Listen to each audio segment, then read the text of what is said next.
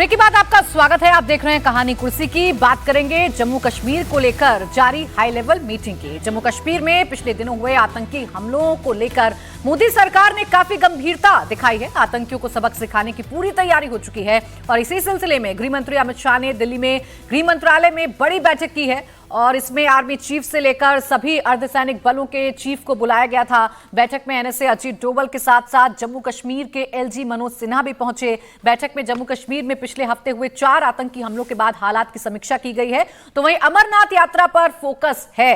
अमरनाथ यात्रा 29 जून से शुरू हो रही है। दरअसल रियासी में वैष्णो देवी के तीर्थयात्रियों पर हुए आतंकी हमले के बाद एजेंसियों को शक है कि आतंकी अमरनाथ यात्रा को भी टारगेट कर सकते हैं और इसीलिए सरकार इस यात्रा की सुरक्षा पूरी तरह चाक चौबंद कर लेना चाहती है।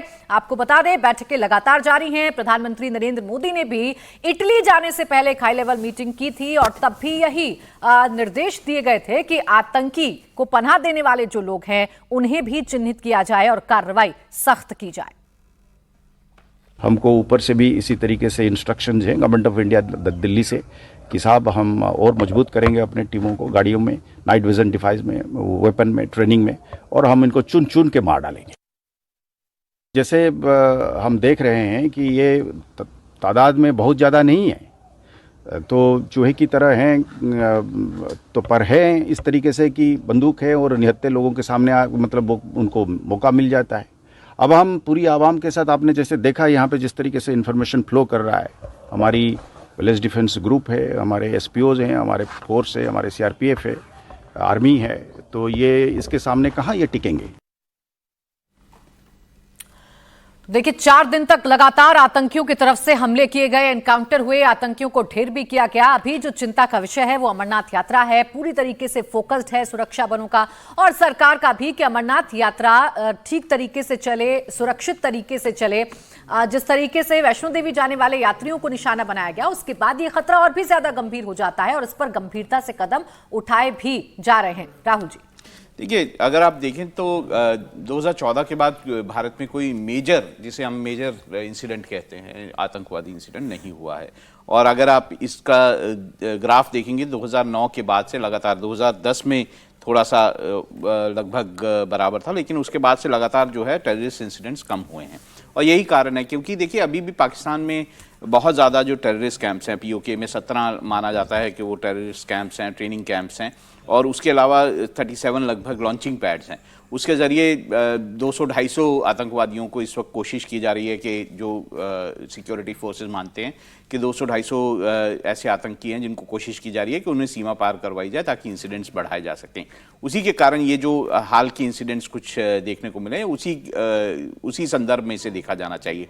अब कोशिश ये होगी कि जो इन्फिल्ट्रेशन के नए रूट्स, क्योंकि होता ये है कि जो एलओसी है वहाँ पर लगातार जो है नए नए जो रूट्स हैं वो बनाए जाते हैं, इन्फिल्ट्रेशन के नई नई सुरंगें बनाई जाती हैं, नए नए तरीके खोजे जाते हैं। तो उसको किस तरह से रोका जाए, इसकी कोशिशें जो है लगातार सिक्योरिटी फोर्सेस में चलती रहती हैं और उसकी अलग अलग कार्रवाइयाँ भी, चाहे वो जो सेना है उसकी तरफ से की जाए या फिर जो बाकी जो जैसे अर्धसैनिक बल हैं वहाँ पे जो तैनात हैं वो जो कार्रवाइयाँ कर रहे होते हैं, उनकी कोशिशें होती हैं कि ये सारे इनको खोज कर, ये जो नए रूट्स बने इनको खोज के बंद किया जा सके और जो इन्फिल्ट्रेट कर रहे हैं टेररिस्ट उनको न्यूट्रलाइज किया जा सके। तो ये कोशिशें चल रही हैं। ये बैठक भी उसी संदर्भ में हो रही है जो इस वक्त हो रही है कि ताकि क्या आगे और इंटेलिजेंस की क्या जानकारियां मिली हैं उनको किस तरह से यूटिलाइज किया जाना चाहिए और क्या मैयर्स उठाए जाने चाहिए इन आतंकवादी घटनाओं को रोकने के लिए।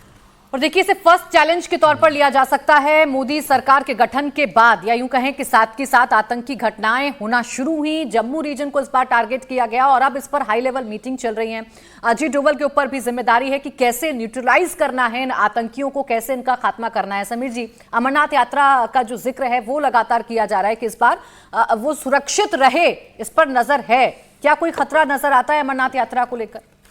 देखिए, मुझे लग रहा है कि पहले कश्मीर के अंदर बहुत ज़्यादा आतंकवादी घटनाएं होती थी। इस बार जम्मू उन्होंने फोकस किया हुआ था और प्रधानमंत्री मोदी तो अभी 21 जून के लिए श्रीनगर जाने वाले, 20 तारीख को श्रीनगर जाने वाले। और जिस तरीके से पिछले 21 दिनों से खबरें आ रही थी कि श्रद्धालुओं के ऊपर आतंकवादी हमला हुआ है, मुझे लग रहा है कहने से कैसे बहुत गंभीरता से ले रही है। और जिस तरीके से आर्टिकल 370 खत्म होने के बाद वहाँ शांति आ गई थी, जिस तरीके से मनोज सिन्हा वहाँ एलजी ग्रुप में बढ़िया प्रदर्शन करते रहे, जहाँ युवाओं को रोजगार के लिए सरकार काम कर रही है, प्रधानमंत्री लगातार वहाँ जाकर रैलियाँ कर रहे हैं और चुनाव के अंदर जिस तरीके से बढ़ चढ़कर जम्मू कश्मीर की जनता ने, अवाम ने हिस्सा लिया था, उसके बाद मुझे लग रहा है कि वहाँ आतंकवादी को लग रहा है कि, और वैसे भी अब सितंबर में वहाँ पर चुनाव होने, विधानसभा चुनाव के, तो मुझे लग रहा है इन सबको देखते हुए जम्मू कश्मीर के अंदर आतंकवादी फिर ये डर का माहौल बनाना चाहते हैं कि यहाँ पर चुनाव ना हो और यहाँ पर लोगों की चुनी हुई लोकतांत्रिक सरकार काम ना कर सके, और इसलिए वे आतंकवादी घटनाओं को अंजाम देने की कोशिश कर रहे हैं।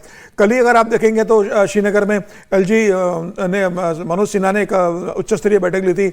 आज केंद्रीय गृह मंत्री अमित शाह की अध्यक्षता में आज बैठक हो रही है, जिसमें बॉर्डर सिक्योरिटी फोर्स के डीजी आए हुए हैं, अजीत डोभाल थे, होम सेक्रेटरी उसके अंदर रहे, दिल्ली जम्मू कश्मीर के एलजी रहे, वहाँ के होम सेक्रेटरी खुद बैठक में शामिल हुए। तो अमित शाह ये सुनिश्चित करना चाह रहे हैं कि जो घटना पिछले दिनों में घटी है वो किस लापरवाही से घटी है, और भविष्य में इसकी पुनरावृत्ति न हो तो किस तरीके से आतंकवादियों को टारगेट किया जाए, ढूंढा जाए, लोकल में जो लोग उनको सपोर्ट कर रहे हैं, उनको जो संरक्षण दे रहे हैं, ऐसे लोगों को आइडेंटिफाइड किया जाए, क्या उनको पाकिस्तान से हथियार मिल रहे हैं, क्या उनको आतंकवादी, उनको पैसा पाकिस्तान से मिल रहा है। जिस तरीके से पत्थरबाजी पूरी तरीके से जम्मू कश्मीर में खत्म हो गई थी, अब ये नए सिरे से सर उठाने की कोशिश कर रहे हैं। मुझे लग रहा है अमित शाह जी ने अब गृह मंत्रालय का चार्ज संभाल लिया है, अजीत डोभाल फिर तीसरी बार देश के एनएसए बन गए हैं, अब एक्शन मोड में आ गए। इसका असर हमें कुछ दिनों में दिखेगा, और जब प्रधानमंत्री मोदी खुद 20 तारीख को जा रहे हैं 4 दिन के बाद, तो निश्चित रूप से सारी सुरक्षा एजेंसियां बहुत इस मामले में सतर्क रहेगी। और अमित शाह की चिंता भी ये होगी कि प्रधानमंत्री जब जम्मू में रहे तो उस समय कोई ऐसी घटना, अप्रिय घटना ना हो जिससे देश और दुनिया के ध्यान वहां पर जाए। मुझे लग रहा है जब सेना को फ्री हैंड दिया गया है, जम्मू कश्मीर की पुलिस बहुत एक्टिवली पिछले कुछ समय से लगातार काम कर रही है, मनोज सिन्हा बहुत ध्यान दे रहे हैं वहां पर। अब मुझे लगता है आने वाले दिनों के अंदर जो घटनाएं हुई थी, वो आतंकवादी कुछ तो मारे गए थे, अभी 2 दिन पहले भी खबर आई थी कुछ आतंकवादी मार दिए गए, तो मुझे लग रहा है जो घुसपैठ करके आए होंगे अगले कुछ दिनों में उनकी खबर आ जाएगी कि उन्हें ठिकाने लगा दिया गया है। लेकिन केंद्र सरकार को और जम्मू कश्मीर प्रशासन को अलर्ट रहने की जरूरत है। पाकिस्तान से प्रायोजित जो आतंकवादी बार बार आ रहे हैं, वहां से जो पैसा आ रहा है, वहां से जो घुसपैठ करके आ रहे हैं, उस पर लगाम लगाने की जरूरत है। और मुझे लग रहा है वापस अमित शाह बन गए तो निश्चित इसका असर देखने को मिलेगा। देखिए इसमें एक और भी चीज़ है, देखिए ये वो समय है जब हायर रीचेस जो होती हैं हिमालय की, वहाँ पर बर्फ़ पिघल गई होती है, तो उसके कारण भी इन्फिल्ट्रेशन इस दौरान वैसे भी जो है बढ़ती है। और वैसे अगर एक आंकड़े देखे जाएं तो 2018 में 228 लगभग घटनाएं जो हैं आतंकवादी हुई थी, और अगर 2023 की बात करें तो 44 घटनाएं रह गई थी। तो ऐसा नहीं है कि घटनाओं में बहुत कमी आई है, लेकिन ये पीरियड भी ऐसा है जब जो है इन्फिल्ट्रेशन की कोशिश ज़्यादा होती है। अब सबसे ज्यादा नजर अमरनाथ यात्रा को लेकर ही है। संगीत जी, कितना बड़ा चैलेंज है सरकार के लिए अमरनाथ यात्रा के यात्रियों को सुरक्षित रखना, और ये यात्रा चले इसमें कोई भी विघ्न पैदा ना। देखिए अभी जो सिक्योरिटी वगैरह के लोग थे उनसे बातचीत से यही पता लगा कि जो अमरनाथ यात्रा है उस पर थ्रेट है, और उस पर सरकार बहुत संजीदगी के साथ काम कर रही ताकि कोई अनटुवर्ड्स घटनाएं जो है वो नहीं घटे। लेकिन हमको ये चीज़ ध्यान रखना चाहिए कि जिस प्रकार जो इलेक्शन था हमारा, इलेक्शन में बहुत सारे सिक्योरिटी फोर्सेस को हम लोगों ने डाइवर्ट किया, और जो हमारे स्टेशंस थे जहाँ पर हेडक्वार्टर्स थे वहाँ से भी हम लोगों ने गए। तो जानकारी में ये आई कि जहाँ पर 6-6 डिवीज़न हुआ करते थे वहाँ पर 1 डिवीज़न रह गया, और ऐसी स्थिति थी कि से जो इंफ्रास्ट्रक्चर को लेके कि खाना सप्लाई वगैरह भी जो है वो 1 डिवीज़न में बन रहा है और बाकी दूसरे डिवीज़न तक को उनको गाड़ियों से पहुंचाया जा रहा है। तो ये जो समय था उसको जो टेररिस्टों ने है वो यूटिलाइज किया है इन्फिल्ट्रेट करने के लिए। एक तो बात यह है। सो एक मोटा मोटी निष्कर्ष निकल करके आया है कि इस बार खासकर से गर्मियों के दरमियान जब हमारा इलेक्शन वगैरह हो रहा था तो कई ऐसे थे, जैसे बंगाल का बॉर्डर हमारा है, राजस्थान का बॉर्डर है, कई ऐसे, जम्मू कश्मीर का ही एक अकेला बॉर्डर नहीं है जहाँ से उन्होंने इन्फिल्ट्रेट किया है, और थोड़ा ये बदमाशी तो जरूर करेंगे आने वाले दिनों में। दूसरी बात महत्वपूर्ण आया है कि जो हम लोगों ने कश्मीर प्रशासन को ये लगा था कि सब चीज़ अब नॉर्मल आ गया है, तो कई बंकर्स वगैरह हुआ करते थे कश्मीर के अंदर, हर 2 किलोमीटर पर 3 किलोमीटर पर नाके हुआ करते थे, बंकर हुआ करते थे, ताकि सिक्योरिटी फोर्सेस की प्रेजेंस वहाँ पर दिखती थी। वो संभवतः जो जानकारी मिली है वो पहले से कम कर दिए गए ताकि लगे कि स्थितियां जो है वो सामान्य हो रही हैं, और सामान्य हो भी रही थी। हमने देखा था 15 अगस्त के दिन देखा था, 26 जनवरी के दिन देखा था, टेररिस्ट जिस प्रकार से टूरिस्ट लोग जम्मू एंड कश्मीर में पहुंचे हुए हैं, तो उसके आधार पर भी लगा था कि सारी स्थितियां लगभग सामान्य हैं। लेकिन उनको लगता है कि अब जो है जिस प्रकार से लोगों ने चुनाव में भी हिस्सेदारी ली है, टेररिस्टों के लिए एक खतरा है।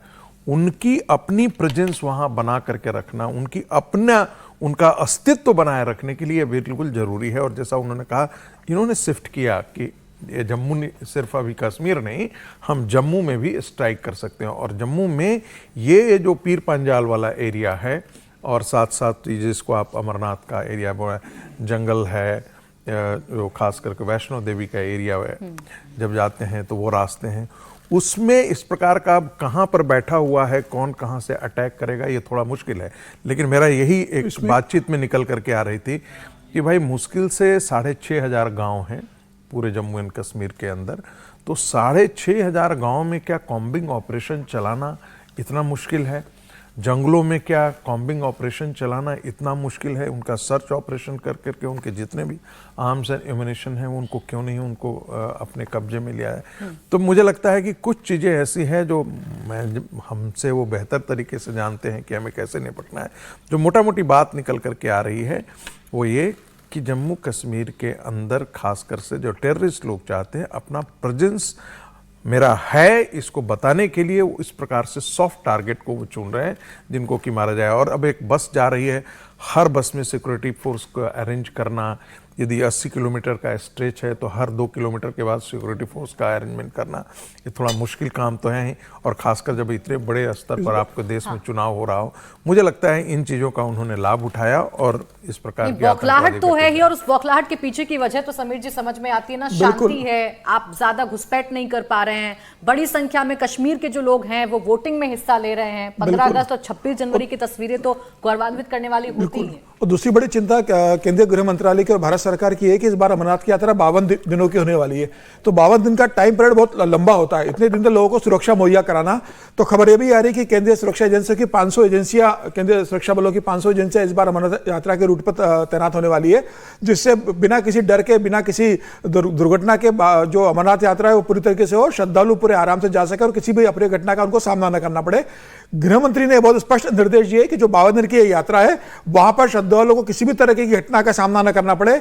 यह व्यवस्था केंद्र सरकार का गृह मंत्रालय और वहां पर एलजी मनोज सिन्हा निभाने वाले हैं। और मुझे लग रहा है कि केंद्रीय एजेंसी से कह दिया गया है कि आपको जो जो प्रिवेंटिव स्टेप लेना है वहां पर आप रूट पे लीजिए, जहां पर आपको चेकिंग करना है आप कीजिए, जितना आपको डिप्लॉय करना हो केंद्रीय एजेंसी को आप कीजिए, किसी भी तरीके से कोई व्यवधान न उत्पन्न हो, लोग आराम से पूरी 52 दिन की अमरनाथ यात्रा कर सके।